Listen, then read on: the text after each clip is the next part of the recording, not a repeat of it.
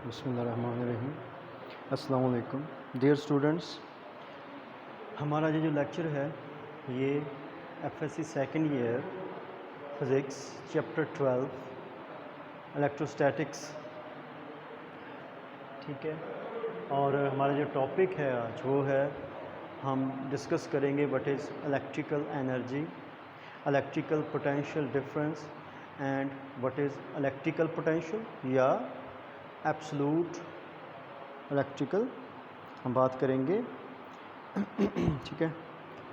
Absolute potential, ठीक है, ये एब्सोल्यूट पोटेंशियल या एब्सोल्यूट इलेक्ट्रिकल पोटेंशियल की हम बात करेंगे यहाँ, ठीक है। सबसे पहले हम बात करते हैं what is electric potential energy क्या है। देखिए, हमें पता है कि ग्रेविटेशनल फील्ड में जब भी हम किसी बॉडी को अलाउ करते हैं टू फ्रीली मूव, तो वो ऊपर से नीचे ग्रेविटेशनल फोर्स की वजह से, ग्रेविटेशनल पुल की वजह से ज़मीन की तरफ वो क्या करेगा, मूव करेगा और काइनेटिक एनर्जी गेन करेगा। लेकिन अगर हमें उसे मूव करवाना है अगेंस्ट द फील्ड, तो हमें वर्क डन करना पड़ेगा, हमें एक्सटर्नल फोर्स अप्लाई करना पड़ेगी। बिल्कुल इसी तरह ही अगर हम एक चार्ज को इलेक्ट्रिक फील्ड के अंदर मूव करवाते हैं freely, charges allowed to freely move, तो वो in the direction of electric field वो क्या करेगा, मूव करेगा। फॉर एग्जांपल, अगर हमारे पास एक इलेक्ट्रिक फील्ड है, field is due to two oppositely charge plates, ये पॉजिटिव प्लेट है और ये नेगेटिव प्लेट है। फर्ज करें एक चार्ज है हमारे पास क्यू नॉट जो चार्ज है उसको हमने अलाउ किया है फील्ड के अंदर, हमने इसको छोड़ दिया है कि वो फ्रीली मूव कर सकता है। तो आपको पता है कि वो इलेक्ट्रिक लाइंस ऑफ फोर्स की डायरेक्शन में पॉजिटिव, चूँकि ये यूनिट चार्ज है, यूनिट पॉजिटिव चार्ज है, पॉजिटिव प्लेट इसको रिपेल करेगी, नेगेटिव अट्रैक्ट करेगी, तो फील्ड की डायरेक्शन में फ्रॉम पॉजिटिव टुवर्ड्स नेगेटिव ये क्या करेगा, मूव करेगा। और जब ये मूव करेगा तो it will gain kinetic energy, तो इसकी काइनेटिक एनर्जी में इजाफा होगा। बिल्कुल ऐसे ही जैसे आप किसी बॉडी को ऊपर से छोड़ते हैं तो ग्रेविटेशनल फील्ड की वजह से उसकी काइनेटिक एनर्जी में क्या होता है, इजाफा होता है। इसी तरह जब हम बॉडी को अगेंस्ट द फील्ड उठाते हैं तो उसकी पोटेंशियल एनर्जी में क्या होता है, इजाफा होता है।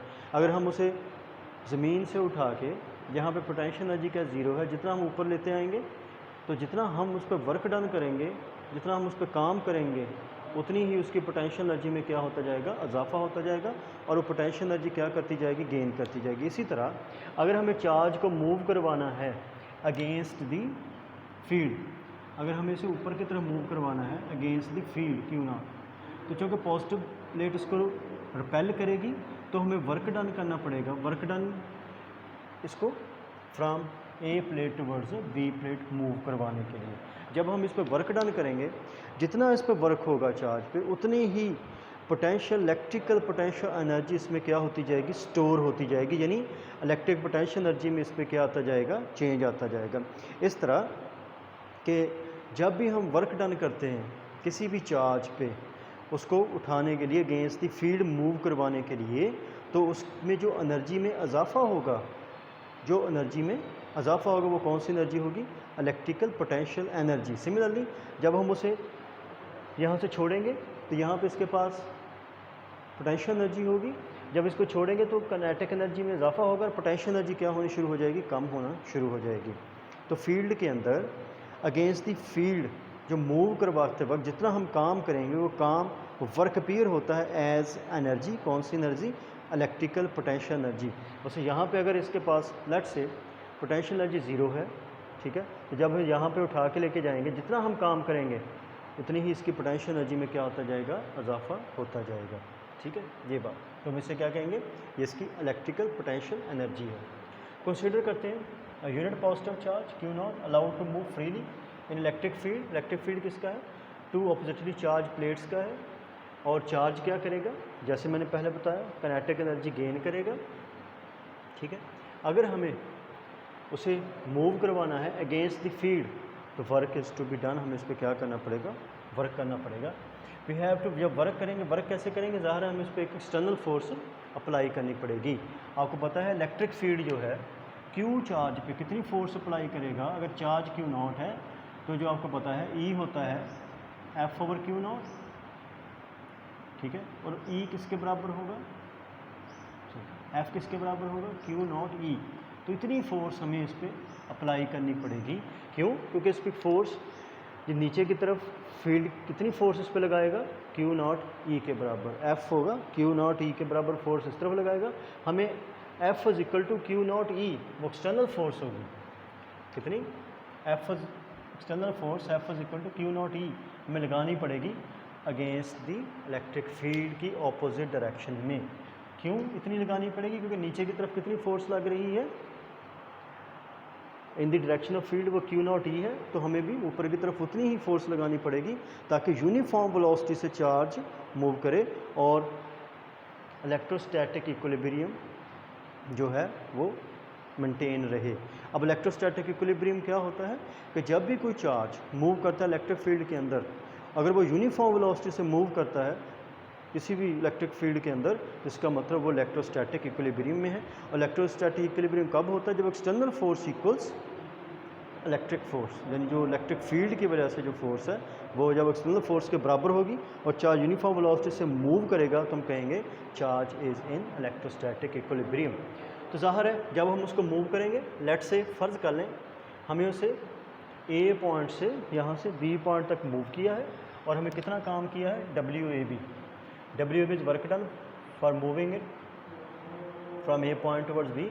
देन वर्क डन जो होगा ए टू बी वो क्या होगा, डब्ल्यू ए बी फ़र्ज़ कर लिया हमने, ठीक है। ये वर्क डन है तो carry the charge from A to B. अब देखें तो जो चेंज इन पोटेंशियल एनर्जी होगी, जो पोटेंशियल एनर्जी में चेंज आएगा वो किसके बराबर होगा, डब्ल्यू ए बी। मैंने अभी बताया कि जितना हम उस पर काम करेंगे उतना ही उसकी पोटेंशियल एनर्जी में इजाफा होगा। इजाफा होगा मतलब चेंज हो गया, चेंज होगा मतलब पहले फॉर एग्जांपल अगर ज़ीरो थी तो जितना हमने काम किया है तो उसकी पोटेंशियल एनर्जी बढ़ जाएगी, मतलब पोटेंशियल एनर्जी में चेंज आ जाएगा। और पोटेंशियल एनर्जी में चेंज कितना होगा, जितना हम काम करेंगे और किसके बराबर होगा, potential energy at point B minus potential energy at point A. क्योंकि यहाँ से शुरू किया है, यहाँ पे पोटेंशियल एनर्जी कम होगी, लेट से जहाँ पे 1 जूल है यहाँ पे जाके बी पे 2 जूल हो जाती है, तो कितना इजाफा हुआ है, 2 माइनस 1, तो वो होगी हमारे पास चेंज इन पोटेंशियल एनर्जी। और चेंज इन पोटेंशियल एनर्जी कितना होगा या इंक्रीमेंट कितना होगा, डब्ल्यू ए बी के बराबर होगा, ठीक है। ये थी इलेक्ट्रिकल पोटेंशियल एनर्जी। अब हम बात करते हैं what is electrical potential difference, क्या होता है। इलेक्ट्रिक सिंपल है, अगर हमें वर्क डन करना पड़ रहा है डब्ल्यू ए बी, उसे ए से ले उठा के बी तक ले जाने के लिए कीपिंग इलेक्ट्रोस्टैटिक इक्विलिब्रियम, तो अगर वो काम हम कर रहे हैं एक यूनिट पॉजिटिव चार्ज पे, तो जो पोटेंशियल डिफरेंस होगा बिटवीन 2 पॉइंट्स वो होगा हमारे पास W A B over Q not. तो उसे हम कहेंगे work done on unit positive charge, तो वो क्या होगा, इलेक्ट्रिक पोटेंशियल डिफरेंस। तो अगर हम इसको डिफाइन करें इलेक्ट्रिक पोटेंशियल डिफरेंस को, सिंपल है, इलेक्ट्रिक पोटेंशियल एनर्जी क्या है, work done on a charge from A point to B, वो क्या होगा, वो उतनी ही उसके पास पोटेंशियल एनर्जी होगी। और पोटेंशियल डिफरेंस क्या है, वर्क डन पर unit positive charge. Work done पर यूनिट पॉजिटिव चार्ज क्या होगा, पोटेंशियल डिफरेंस होगा बिटवीन दैट 2 पॉइंट्स, वो पॉइंट जिनके दरमियान उसको हमने मूव करवाया है, let's say those point from A to B. देखें यहाँ पे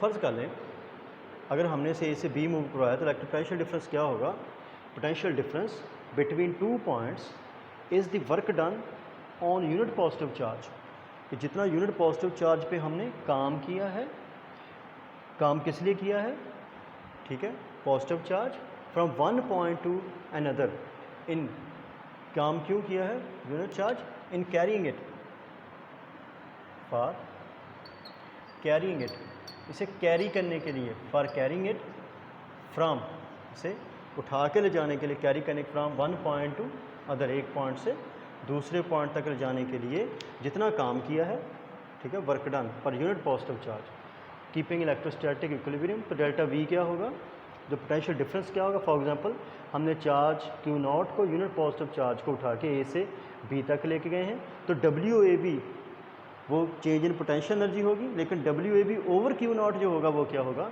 वो डेल्टा वी होगा, चेंज इन पोटेंशियल होगा, या कहें कि ये पोटेंशियल डिफरेंस होगा between B and A, where V B क्या है, पोटेंशियल एट पॉइंट बी और वी ए क्या है, electric potential at point A. तो दोनों का डिफरेंस क्या होगा, work done on unit positive charge.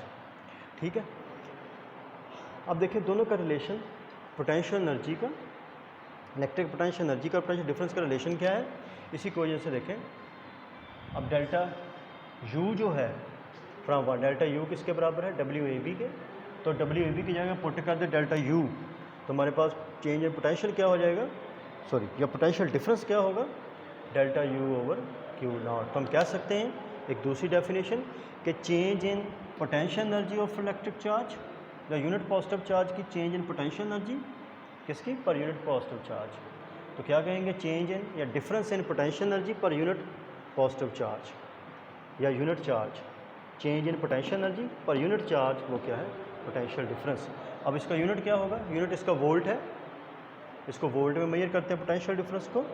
ठीक है, और वोल्ट जो है यहाँ से देखें, वर्क का यूनिट क्या है, जॉउल, और चार्ज का क्या है, कूलम। तो जो 1 वोल्ट होगा किसके बराबर होगा, 1 जॉउल ओवर 1 कूलम। और 1 वोल्ट को डिफाइन करेंगे तो अगर 1 joule work is done in carrying, यानी 1 जॉउल हमने काम किया है इन कैरिंग या यूनिट पॉजिटिव चार्ज को उठा के ले जाने में from one point to another, दूसरे पॉइंट तक, then potential difference of 2 points के दरमियान कितनी होगी, 1 वोल्ट। मसलन अगर हमें यहाँ से यहाँ तक ले जाने के लिए ए से बी तक, उसमें कितना काम करना पड़े, डब्ल्यू ए बी कितना हो, वो 1 जॉउल हो, और चार्ज कितना हो, 1 कूलम हो, इलेक्ट्रोस्टैटिक इक्विलिब्रियम को मेंटेन रखते हुए मूव करवा रहे हैं। तो ए और बी के दरमियान जो पोटेंशियल डिफरेंस होगा वो कितना होगा, that will be 1 volt, potential difference would be 1 volt. अब हम एक और चीज़ की बात करते हैं, number 3 one, that is absolute potential या इलेक्ट्रिक पोटेंशियल।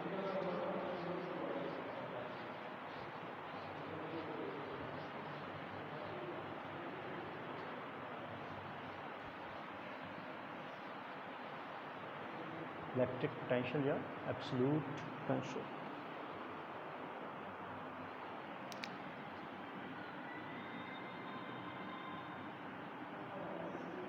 पहले इसको डिफाइन करता हूँ मैं, व्हाट इज़ इलेक्ट्रिक पोटेंशियल क्या है।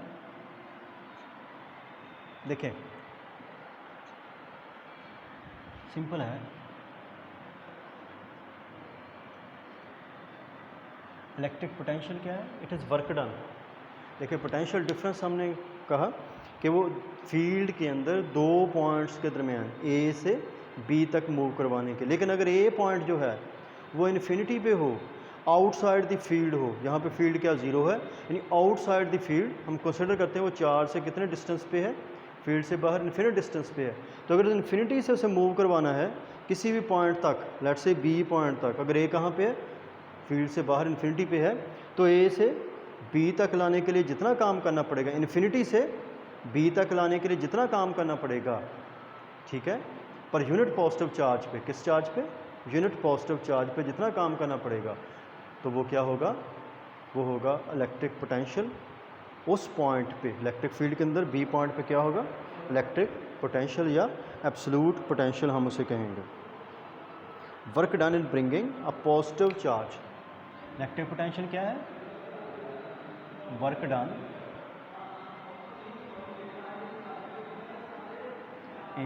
Done in bringing unit positive charge को, यूनिट पॉजिटिव चार्ज को फ्रॉम इन्फिनिटी से to a point in electric field के अंदर किसी पॉइंट तक लाने के लिए, ठीक है, जितना काम करना पड़ेगा यूनिट पॉजिटिव चार्ज को, उसे हम क्या कहते हैं, इलेक्ट्रिक, और keeping electrostatic equilibrium, keeping electro,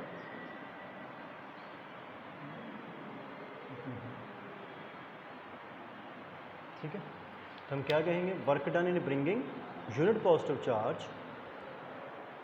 from infinity to a point in electric field के अंदर, उसे हम क्या कहते हैं, keeping electrostatic equilibrium is called electric potential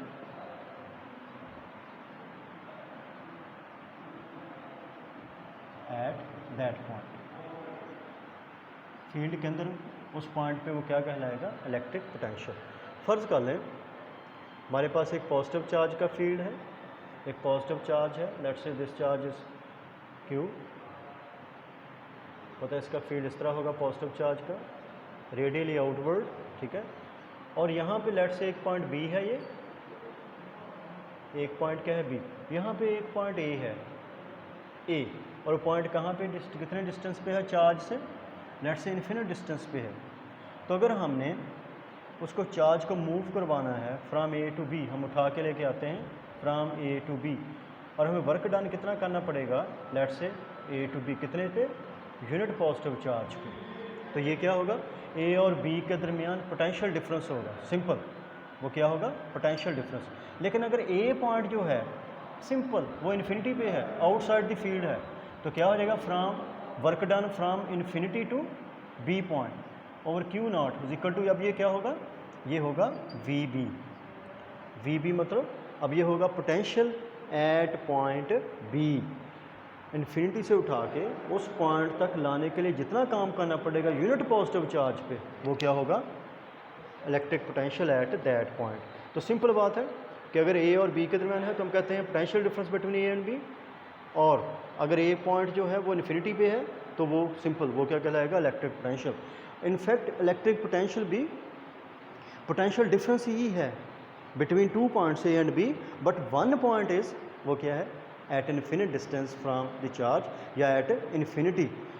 potential difference और इलेक्ट्रिक पोटेंशियल दोनों सेम ही हैं, दोनों क्या हैं, potential difference between two points. Electric potential potential difference two points, लेकिन इलेक्ट्रिक पोटेंशियल क्या है, फ्राम इन्फिनिटी से उठा के लाने के लिए, यानी एक पॉइंट कहाँ पे होगा, इन्फिनिटी पे।